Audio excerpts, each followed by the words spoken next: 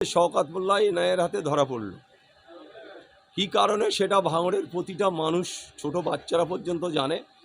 আপনারা দেখেছেন চালতেবেড়িয়া অঞ্চলে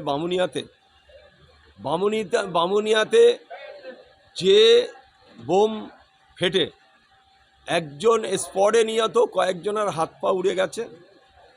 সেই বিষয়টা আপনারা জানেন। তারপরেও সেই পুকুর ছেঁচে সেখানে সকেট বোম, প্রায় 500-র মতন সকেট বোম উদ্ধার হয়েছে। শওকত মোল্লার পরিকল্পনা ছিল গোটা ভাঙড়ে আর ক্যানিংয়ে এই যে বোম বাঁধা হচ্ছিল, এটা নিয়ে গোটা ভাঙড় ক্যানিংয়ে বুথ দখল করার চেষ্টা ছিল। সেটা বলে খোদার কল বাতাসে নড়ে, সেটা ঘটনা ঘটে গেছে। আমরা শুধু চাইব শওকত মোল্লা অ্যারেস্ট বড় কথা নয়, ওর যাতে ফাঁসি হয়। সমস্ত কেস, অনেকগুলো মার্ডার কেস আছে এলাকায়, জোর করে জমি দখল থেকে শুরু করে বিদ্যুৎ চুরি থেকে শুরু করে মানুষের উপরে যেভাবে অত্যাচার করেছে, একটার পর একটা রোলার চালিয়েছে এলাকায় ক্যানিং ভাঙড়ে। তাই আমরা মনে করি ভাঙড়ের মানুষ হিসাবে যে শওকত মোল্লার ফাঁসি হওয়া উচিত বলে আমি মনে করি। কেন, আপনারা ক্যানিং ভাঙড়ের মানুষের সাথে যদি কথা বলেন বুঝতে পারবেন কতটা ক্ষোভ শওকত মোল্লার বিরুদ্ধে। গণতন্ত্র প্রয়োগ করতে দেয়নি ক্যানিংয়ে, কোনোদিন ভোট করেনি ক্যানিংয়ে, নিজের লোকেরা ছাপ্পা করে নিত।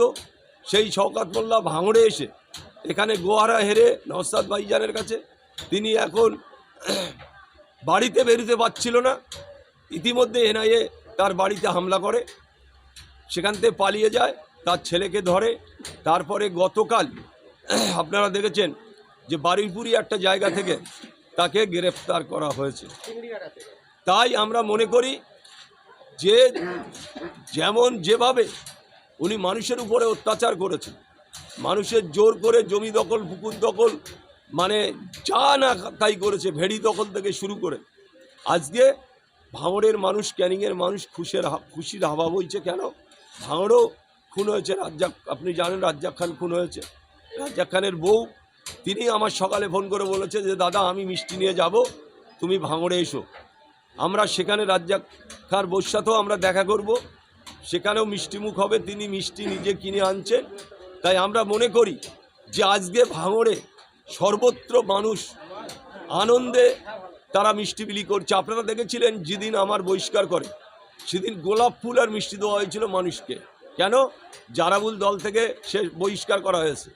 তাই আমি মনে করি, আমি তো বহিষ্কার করার পরেও আমি সেই দলে আর নেই, আমি অন্য দলে আছি। শওকত মোল্লার হাত শুধু নয়, শওকত মোল্লার 1.5 কোটি টাকা ববি হাকিমকে দিয়েছে আরাবুল ইসলামকে বহিষ্কার করার জন্য।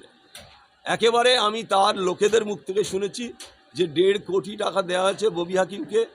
ববি হাকিম আমার কাছ তো 50 লক্ষ টাকা লেছে যে দলে ফেরানোর জন্য। তাই আজকে মনে করি যে এরাও হচ্ছে তোলাবাজ। মমতা বন্দ্যোপাধ্যায়ের সাথে যে কটা মন্ত্রী আমলা পেলা আছে সব তোলাবাজ, সব টাকা তোলে, মমতা বন্দ্যোপাধ্যায় সে টাকার বকরা পায়। তাই আমি আজকে মনে করছি শওকত মোল্লাকে মমতা বন্দ্যোপাধ্যায় এখানে এসে বলেছিল শওকত মোল্লা আমার ডান হাত, শওকত মোল্লার সিকিউরিটি না থাকলে উনি সিকিউরিটি দেবেন।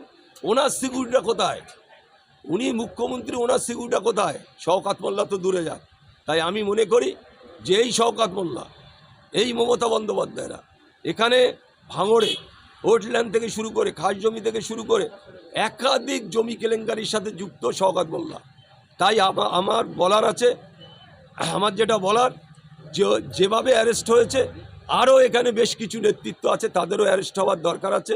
যেমন এই কেসের সাথে যুক্ত বাহারুল ইসলাম, আহসান, আপনারা জানেন, শুনলে অবাক হবেন, মহসিন, খয়রুল। মহসিন অ্যাম্বুলেন্সে করে মেশিন নিয়ে সারা ভাঙড়ে ঘোরে। প্রতিটা জায়গায় যেখানে মিটিং মিছিল হয় মহসিনের অ্যাম্বুলেন্সে মেশিন থাকে, বোম থাকে। পুলিশ কোনোদিন চেক করেনি। কেন? পুলিশ তো একটা অংশ শওকত মোল্লার কেনা ছিল ভাঙড় ক্যানিংয়ে, তাই পুলিশ কোনোদিন শওকত মোল্লার বিরুদ্ধে যায়নি। তাই আমরা বলতে চাই, পুলিশকে আমি অনুরোধ রাখবো মুখ্যমন্ত্রীর কাছে যে শওকত মোল্লাকে সমস্ত যে কেস আছে, মার্ডার কেস থেকে শুরু করে রাজ্জাক মার্ডার, পঞ্চায়েতে যে মার্ডার, এইসব মার্ডার কেস থেকে শুরু করে সব কেসে ট্যাগ করা হোক। আর আমরা ভাঙড়ের মানুষ হিসাবে ওর ফাঁসির আবেদন করছি। ফাঁসি যাতে হয় আমরা সেই আবেদন করছি।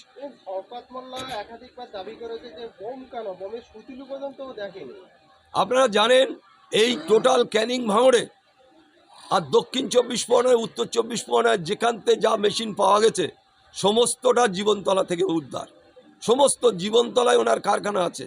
আমরা তো মনে করি যে এই উৎস কোথায় সেটা কিন্তু পুলিশ এনআইএ বের করবে।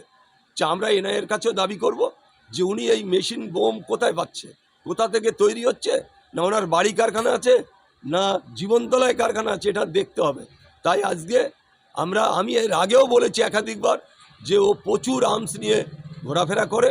ওর আপনারা 5 থেকে 7 দিন আগে দেখবেন ও সাকরে ধরা পড়েছে 3000 পিস দানা আর প্রায় 14 পিস বড় মেশিন সহ ধরা পড়েছে। শওকত মোল্লার পিছনে পিছনে থাকে তার বাড়ি থেকে।